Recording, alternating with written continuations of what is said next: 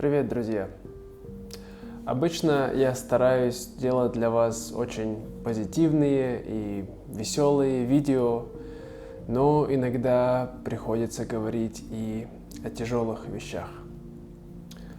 27 сентября 2021 года умерла моя бабушка.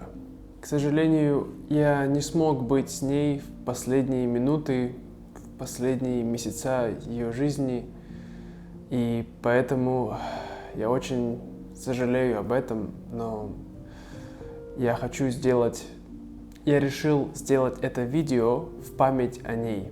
Я расскажу вам историю ее жизни и почему она была для меня очень значимым человеком. Мою бабушку звали Бахмянина Людмила Аркадьевна, по матери Лопухова. Однако я ее звал всегда просто Баба. Она родилась в 1945 году, 20 января.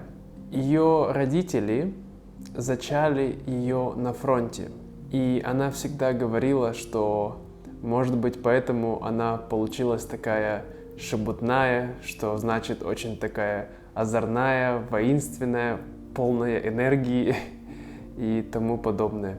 Ее папа, к сожалению, не вернулся с войны.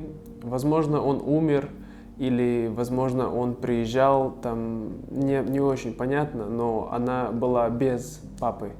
И все ее детство она провела в деревне у ее дедушки и бабушки.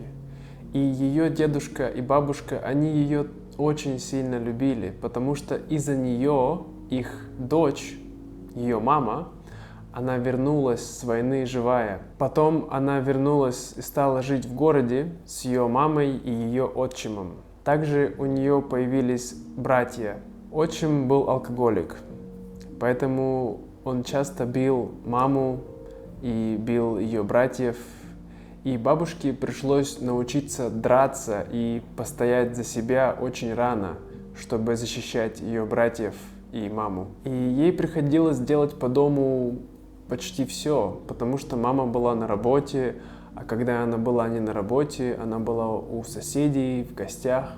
Поэтому она была как маленькая мама, да? Она заботилась о двух братьев, заботилась о доме, и поэтому она очень рано повзрослела. В 14 лет ей пришлось уйти из дома, потому что ее отношения с отчимом были очень плохие. И она начала жить в семье и работать нянечкой. Хотя она и не любила мыть грязные пеленки, но у нее не было другого выхода. Потом она жила в общежитии с другими девушками. Когда она была молодая, 16-17 лет, она любила ходить на танцы в свободное время. И там она и познакомилась с моим дедушкой. Они отлично танцевали, и однажды они выиграли приз за лучший танец. Они дружили несколько месяцев, и после этого они начали жить вместе. Однако они зарегистрировали брак только через 1 месяц. И в то время это было не очень хорошо. В 1965 году у бабушки и дедушки родилась их первая дочь Ольга. Однако через год она уже умерла от гепатита. В том же году она устроилась работать на завод имени Куйбышева, где уже работал мой дедушка. Она работала металлургом, а именно она работала на пульте электропечи, где варили сталь. И я всегда помню, что я очень гордился тем, что моя бабушка работала в такой специальности, потому что не каждый человек может работать в таких условиях. Кстати, завод, в котором работала моя бабушка, в 1969 году создал самую большую в мире драгу для добычи золота. В это время баба уже работала там 3 года и также вложила свой труд в это дело. В 1967 году родилась моя тетя Марина, и через 3 года родилась моя мама Виктория. Они всегда говорили, что мама у них была очень хорошая, но строгая. А вообще, насколько бабушка была хорошая, это, конечно, очень трудно объяснить словами. Она была по-настоящему добрый человек, которая искренне желала всего хорошего для всех вокруг нее. Она всегда старалась сделать только самое лучшее для ее друзей и даже для людей, которых она не знала. Она всегда старалась помогать. Она давала деньги взаймы, она была очень щедрым человеком, никогда не была жадной. И в любой компании, в которой появлялась моя баба, она всегда быстро становилась ее душой этой компании. И все люди всегда хотели проводить время вместе с ней, разговаривать, общаться. Они тянулись к ней. Даже ее имя Людмила означает «милая людям». Однако из-за нелегкого детства у нее развился также довольно жесткий характер, который был помощником в ее жизни, но из-за которого было не всегда легко для ее близких, а именно для моего дедушки, моей мамы и моей тети. Она никогда никого не боялась, кроме мышей и врачей, как она говорила сама. И она всегда говорила, что если бы у меня было образование, я бы стала директором завода. Но из-за того, что она ушла рано из школы, у нее было только 7 классов образования, она не смогла получить высшее образование. Однако и глупым человеком ее не назовешь, как раз наоборот. Она очень любила читать и читала всю свою жизнь. Поэтому многие люди удивлялись широкому кругозору бабы. Сейчас модно говорить, как плохо жилось в СССР, сколько было проблем, какой был дефицит. Но каждый раз, когда я спрашивал бабу, как тебе жилось, она говорила, что отлично, это была хорошая жизнь, она никогда ни на что не жаловалась. Они часто ездили в отпуск в Грузию, в Сочи, в Югославию, и однажды баба была даже в Северной Корее. Отдельно важно заметить чувство юмора бабы, потому что она всегда любила пошутить. У нее всегда было очень хорошее чувство юмора, и также ее смех был очень заразный. И люди, когда слышали ее смех издалека, они всегда могли узнать, что это Людмила смеется. Но она также не боялась иногда и материться. Однако она использовала маты очень аккуратно и только когда надо. В 1991 году случился развал Советского Союза.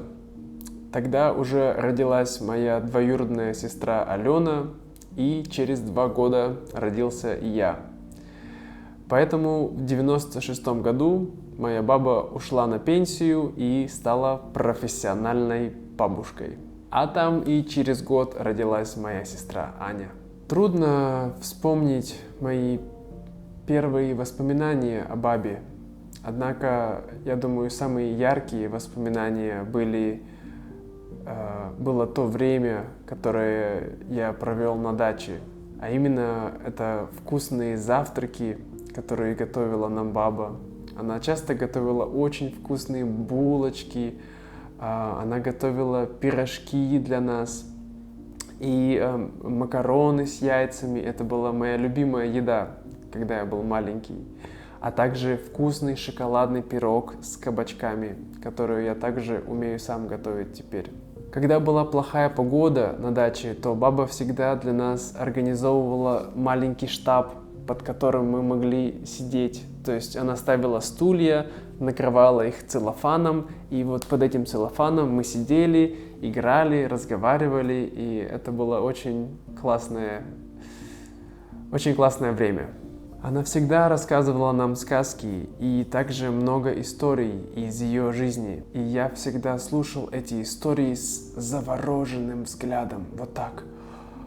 Да, потому что это было очень интересно. Я всегда говорил, что если бы у меня была возможность путешествовать во времени, и если была бы возможность сделать это только один раз, то я бы отправился в то время, когда моя баба была молодая. Потому что я хотел увидеть ее тогда и увидеть эти невероятные истории, которые она мне рассказывала вживую. И благодаря бабе у меня развился очень сильный интерес к историям, а также благодаря ей я научился сам рассказывать истории. Когда я был подростком, иногда я делал не очень хорошие вещи, но моя баба всегда умела меня наставить на правильный путь. И я всегда любил приходить к ней домой. Мы с ней вместе разговаривали, я обедал, она готовила для меня суп. И мы могли разговаривать часами напролет, без устали, и это всегда было так классно. Когда ей было 72 года, у нее нашли рак. И 4 года она боролась за свою жизнь. Она не сдавалась до самого последнего момента, но 2 недели назад ее не стало. Сказать, что это потеря для моей семьи, это ничего не сказать, потому что баба была для нас, она была очагом нашей семьи. Все праздники, все важные события происходили не без ее участия. Мы всегда были рады видеть ее рядом с нами.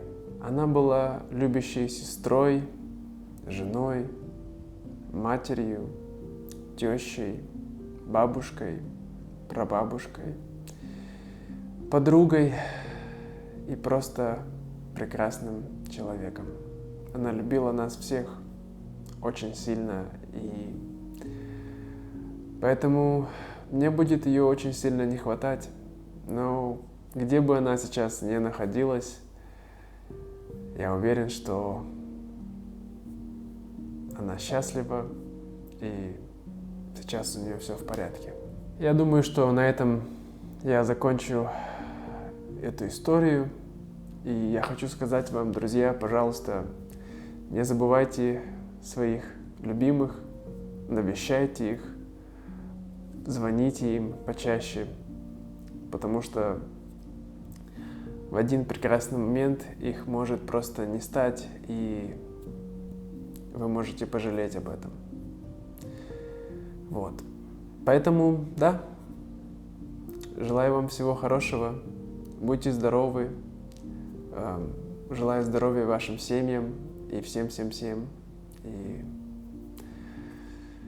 да, до скорого, друзья. Пока-пока.